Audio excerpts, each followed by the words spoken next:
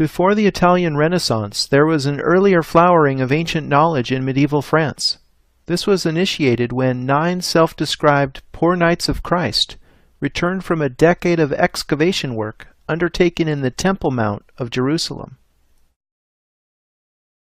The most famous preacher of the age, Saint Bernard de Clairvaux, argued persuasively on their behalf at the Council of Troyes in 1129. This resulted in the Templar order being officially chartered and endorsed by the Catholic Church. The poor Templars instantly became a favored charity, and it certainly didn't hurt when the Pope signed an order saying they didn't have to pay any taxes, could pass freely through international borders, and were exempt from all legal authorities save for his own. This also tells you something about just how powerful the papacy was in those days.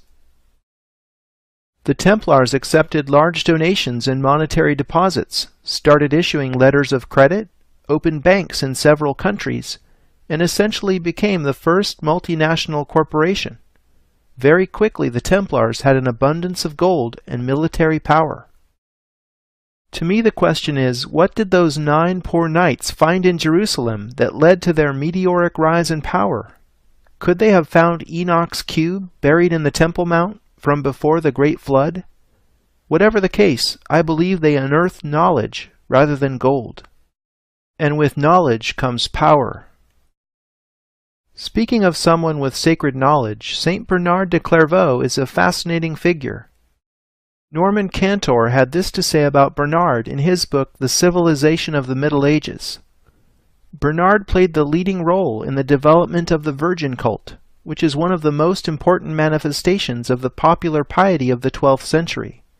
In early medieval thought, the Virgin Mary had played a minor role, and it was only with the rise of emotional Christianity in the 11th century that she became the prime intercessor for humanity with the deity. Bernard wrote, "No one can enter heaven unless by Mary, as though through a door." In this illumination, Bernard is shown receiving a stream of milk from the Virgin's breast. He wrote several works on the Queen of Heaven, which was also an epithet used in ancient Egypt for Isis. Essentially, Bernard reintroduced the cult of Isis to the West under the veil of Mary. As the primary architect of the Cistercian and Templar orders, Bernard's writings had a major impact on the Gothic building explosion that ensued all over Europe for the next 300 years. On building, Bernard wrote, "There must be no decoration, only proportion. As you've seen, proportion is what sacred geometry is all about." Although the current Cathedral of Our Lady of Chartres was begun a few decades after St. Bernard's death, Chartres had long before been a pilgrimage center dedicated to the Virgin. Since 876, the site housed the Sancta Camisa, a tunic said to have been worn by the Virgin Mary. When the old church at Chartres burned down, the relic was feared lost. When the Sancta Camisa was discovered unharmed in the ashes, it was deemed a miracle. The dramatic recovery of the relic catalyzed medieval Europe's interest in the building project, and Chartres ended up becoming the first cathedral dedicated to Notre Dame, and one of the finest examples of Gothic architecture in the world. More than a place of religious worship, Chartres was also a cathedral school in the medieval period. In this school, Platonic and Pythagorean thought passed through a Christian filter and resurfaced in the West after a 1,000-year hiatus. Chartres remembers Pythagoras in this sculpture in the right bay of the royal portal tympanum. The 7 liberal arts comprised the curriculum taught in the school of Chartres. The 7 arts were split into 2 groups, the trivium and quadrivium. Trivium is where we get the word trivial, because grammar, rhetoric, and logic were considered basic but necessary skills to master, before studying the more challenging quadrivium subjects, which included number theory, music, geometry, and astronomy. Each one of the subjects in the quadrivium serves as a key to the ancient mysteries. The 7 medieval liberal arts were a bit different compared to a liberal arts degree today. These subjects were taught only to the elite. The so-called servile arts were taught to tradespeople employed by the elite. The goal of the servile arts was not to cultivate critical thinking, but to develop specific skills required by farmers, blacksmiths, carpenters, stonemasons, and so on. This liberal, servile division mirrors the internal division between speculative masons, more commonly known as Freemasons, and the operative stonemasons who actually built the cathedral. Australian architect John James has discovered how the floor plan of the cathedral was laid out ad quadratum, as you can see from the red squares. The smaller squares are half the size of the larger, as octaves are related in music. The template for the cathedral ground plan clearly echoes the quadrivium. 2 millennia ago, famed Roman architect Vitruvius described in his 10 Books of Architecture that effective temples are based on the proportions of the human body. Vitruvius's written description of ideal human proportions later influenced many Renaissance artists, including Leonardo da Vinci and Cesare Cesariano. Here, Cesariano's Vitruvian Man fits the cathedral's ground plan and shows that it was based on the proportions of the human body as laid out in antiquity.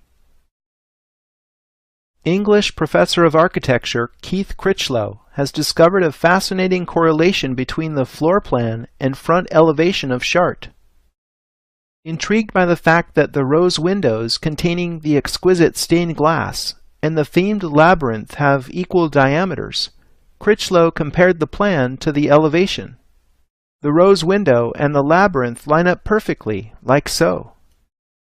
The golden ball atop the sun tower aligns with the curve of the apse here. The moon tower's silver ball corresponds to the rond point, the center from which the chapels radiate. Clearly the design is correlated in 2 separate dimensions.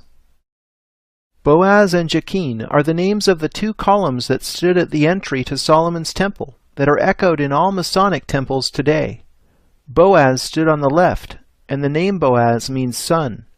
Jachin stood on the right and means moon. This symbolism matches the towers at Chartres. Critchlow explains that the sun tower is 365 English feet in height. The moon tower is slightly shorter, some 28 feet less. These measurements suggest several things. Number 1, the design was based on the English foot. Number 2, the 365-foot sun tower symbolizes the year. And number 3, the 28-foot difference in the moon tower symbolizes the 28-day month of 4 7-day weeks. I think this metrology shows how Chartres is a calendar in stone, very much like the Roman Pantheon. Before the Christian era, the grotto below Chartres was a druidic shrine of Isis. Above the crypt today there is a black Madonna and child called Our Lady of the Pillar, that many suspect has a meaning older than Christianity. The Druid grotto housed a sacred dolmen that was identified with the womb of the earth. Think about it. Both Isis and Mary were called Queen of Heaven, identified as so-called virgins who had unusual conceptions, and later had sons who symbolized the sun, who also shared the same birthday. The story of Mary and Jesus is a recapitulation of the ancient Egyptian story of Isis and Horus. The Black Madonna hints at her African origins while retaining just enough plausible deniability to avert uncomfortable questions for the Church. Chartres Cathedral's axis is oriented to the summer solstice sunrise, just like the red alignment Sixtus V set up in Vatican Square. The labyrinth is not a maze, because there is only one path to follow, like the life we live from birth to death. The labyrinth's 11 concentric rings match the Ptolemaic cosmology, or spiritual dimension of the cosmos. Walking the labyrinth is therefore like taking the journey of the soul. There are 112 cogs on the outside of the labyrinth, a fact which has puzzled scholars. In them, John James has discovered an unexpected connection to the Arab world. John James writes, "The 8th century Arab Sufi alchemist Jabir ibn Hayyan divided the 4 elementary qualities of existence, earth, air, fire, and water, into 4 degrees with 7 subdivisions, giving a total of 112 classifications, which between them contained all the materials, liquids, and gases found in manifest creation. Known in the West as Geber, and considered to be the father of chemistry, he worked in the court of Caliph Harun al-Rashid, for whom he wrote the Book of Venus on the art of alchemy. His work paved the way for later Islamic and European alchemists in their search for the philosopher's stone. Among his long list of achievements, Geber pioneered techniques in glassmaking that were used in the stained glass directly above the labyrinth that bears his philosophical number symbolism. Modern chemists still don't understand what gives the Chartres glass such incredible vibrancy.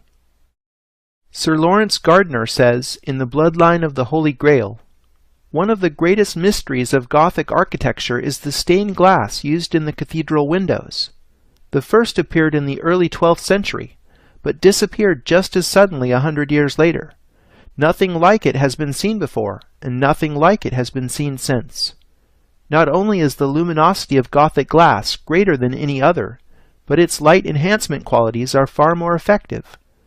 Unlike the stained glass of other architectural schools, its interior effect is the same, whether the light outside is bright or dim. Even in twilight, this glass retains brilliance way beyond that of any other." Critchlow says in the Chartres Cathedral, A Sacred Geometry DVD, that he was approached by a Hindu gentleman who explained the meaning of the number symbolism on the western facade. In Hinduism, chakras are traditionally symbolized by lotus flowers with specific numbers of petals. Amazingly, specific details on the facade match this symbolism. The facade is a reminder that the cathedral houses the body of the church, or more importantly perhaps, Chartres is saying the body is a temple. Chartres is a masterwork of hidden syncretism, melding belief systems that secretly transcend Christian dogma. The tympanum above the central front doors of the royal portal encodes an entire cosmology. The 4 figures surrounding Christ depict a man, eagle, lion, and bull. In Christianity, these are the 4 beasts of the Apocalypse as described in the mystical visions of Ezekiel and St. John of Patmos. On the literal level, it's Jesus with a halo waving at us from inside of Pisces, surrounded by the 4 beasts of the Apocalypse. A strange collection of Christian imagery perhaps, but not uncommon. In time the 4 beasts became synonymous with the 4 evangelists, Matthew, Mark, Luke, and John. However, when you understand the symbolism, a reading of the encoded message becomes possible. As you learned in my crash course in esoteric astronomy, these beasts are the fixed astrological signs symbolizing the galactic cross. Jan Witcherink says Christ's halo represents the Earth Cross. I see the Sun God welcoming you through the galactic stargate at the moment of your apotheosis, a royal portal indeed. I have uncovered sacred design templates underlying the principal section drawing cut through Chartres Cathedral. Stephen Skinner identified circles guiding the central vault and flying buttress designs in his book Sacred Geometry. His observations allowed me to take the geometric analysis a few steps further. I see 2 sets of 3 stacked rhombi guiding the wall design, circles drawn from the tips of paired equilateral triangles to find the centers of the buttresses intrados, or lower curves, and mark the spring line of the lower arch. This revolutionary design allowed the masonry to be lighter and the windows larger, admitting the flood of light characteristic of the Gothic style. Now you can appreciate how the walls at Chartres were designed ad triangulum. What is more, the diameter of these circles equals the size of the rose windows and the labyrinth. It's almost as if the designer never changed the distance set between his compasses when designing the entire structure. Critchlow points out that the names of the architects of Chartres were never recorded. They were known only as the masters of the compasses. In researching the House of the Temple in D.C., I came across a rare depiction of the Kabbalistic Tree of Life in Albert Pike's Morals and Dogma, shown here as a set of 3 stacked rhombi. This knowledge encoded at Chartres was preserved by Freemasons. For the next revelation, we turn to music and geometry. In music, an octave is the interval between one note and another, having double its frequency. In plane geometry, you can symbolize the octave in two ways, ad triangulum or ad quadratum. The circle outside the triangle has double the diameter of the circle inside. The circle outside the square has double the area of the circle inside. The central vault is defined by a larger circle having twice the diameter of the smaller circle inside, which itself is equal to the diameter of all the circles in the wall section, the rose windows, and the labyrinth. Chartres is therefore based on one circle repeated using musical principles. Amazingly, the flower of life fits this geometry. Perhaps the master of the compasses used the flower as the overarching design template. You can draw the flower of life using compasses only. The nave width is set by a central circle which is tangent to four others, having equal diameters. The central circle shown within the yellow triangle completes the picture.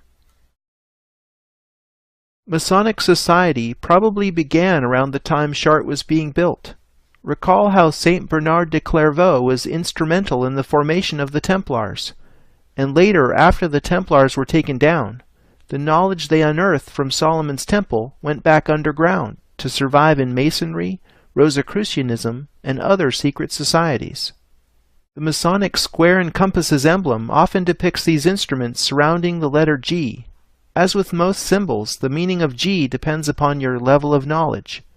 I've seen it referred to at times as geometry, the generative principle, and most appropriately for what I'm investigating, the great architect of the universe.